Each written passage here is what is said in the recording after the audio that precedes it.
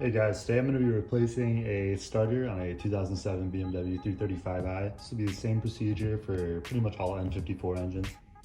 The way I diagnosed my starter was I was getting a 2E98 code and my car wouldn't start even if I threw it on a charger. So I heard from people that you could tap the starter to potentially get it to start up.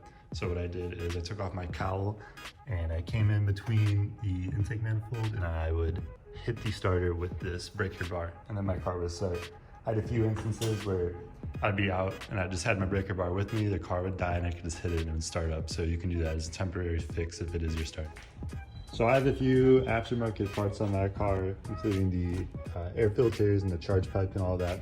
So the procedure may be a little bit different, but it's overall pretty much the same. So I would begin by taking off your cowl and your engine cover, and then removing the plug from the battery in the back. I typically just put a bottle cap on top of the negative terminal to prevent the car from turning back on. I would highly advise you to put a towel over the trunk lock. If your battery is unplugged and your trunk closes, you're not going to be able to get it open, or you can put your rear seats down just in case. First, I'm going to begin by removing my intakes. I have BMS ones that have a 8mm bolt. Just undo that clamp, and this just slides right out of the inlet. Just throw this off to the side. And remove the other one as well. Just like that. And this will just pop out. Just like that. Next, I'm going to be unplugging my blow-off valve. You may or may not have one of these. There is a port right here on the back of the intake manifold. It's way easier if you just pop it off of here. Shake it, it'll come off right just like that. Next, I'm going to be removing my T-map sensor. I have the upgraded 3.5 bar one, so mine just pops out. You may have a clip on here that you just pry towards the back of the car, and then it'll just pop out. You just pull it. Next, I'm going to be taking out my charge pipe. I have a VRSF charge pipe. There's going to be a 10mm clamp.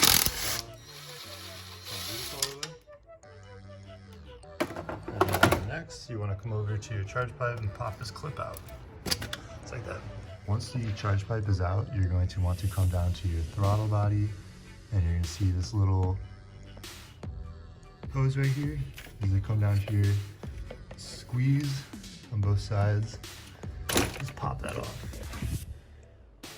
Just like that. In order to unplug the throttle body, there is a clip underneath the sensor. You just press it in, and this comes off just like that. Once you're ready to take off the intake manifold, you're gonna have this box located right underneath. If you've never taken off this box before, I recommend you wait a second. I will show you how this mounts on and how to get it off. So essentially how the intake manifold is designed, there are these clips on the bottom right here. These things that stick out just like that. And those clips attach into this box right here. As you can see, it slide into there. So if you've never taken it off before, it is a huge pain in the ass. The first time I did it, I got extremely angry. I ended up just ripping it off with a pry bar. So it just comes down to, if it wants to come out, it will. Otherwise, you're probably gonna have to use some force. After removing these 7 intake manifold bolts, you're gonna have one in this corner. You're gonna have one alternating all the way to the back right here underneath the PCB. To get this top sensor unclipped, you want to slide a kick underneath this tab. Once it's under, you'll be able to pull that out just like that. Next up, you have a 13mm right up top. That's that one. You're gonna take that off and pop off the positive sockets. And then you also want to unplug this cable. You just press on that metal piece and then pull it off. So next, using an E14, I loosen this bottom bolt and then I'm backing it out with my hand. And there's going to be another bolt right there in the shadow. It's going to be a huge pain in the ass to get off, but please use an E-Torx for this. Don't try using a wrench. Do that at your own risk. You may strip the bolt, and then good luck getting that out. But for the back one, to use a ratchet, you're going to want a bendable ratchet. What I plan on doing is using this with the conversion piece on it. I'm just going to bend the head back and then try to get it off like that. Once you loosen the bolt, you're good to use a wrench. So I finally got the new starter in. Basically, what I would recommend for taking out the old one is this bottom E-Torx. Take a E14 and just break it loose. There's barely any room to fit in a ratchet due to the fuel line being right there, but it's doable. The rear one, you definitely need a bendable ratchet. I went to Harbor Freight and got this for 20 bucks. You pretty much stick it in back there, you break it loose, and then using a E10, you can crack open the old bolts. Installing the new one, however, was a lot easier. The bolts are bigger. They are an E14 now. They were an E12 before. You can just screw them in by hand from the back and the front, and then you can just tighten them down.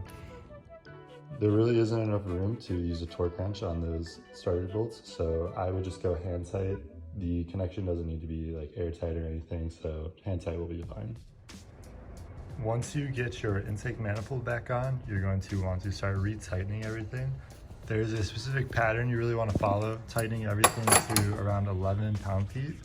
I typically start with this top bolt, then I move to that nut, and then I go across until everything's tightened. So it's 11 pound-feet. Once your intake manifold is tightened, you can begin replugging things. So the sensor can go back in. Come underneath the car, you can plug this back into your throttle body. And you can plug this hose back into the throttle body as well, just like that. When finishing reassembly, don't forget to replug the vacuum line into the intake manifold, or you're gonna have a lot of issues starting up the car. Also, don't forget to replug the map sensor into the charge pipe and reconnect your battery, and you should be good to go.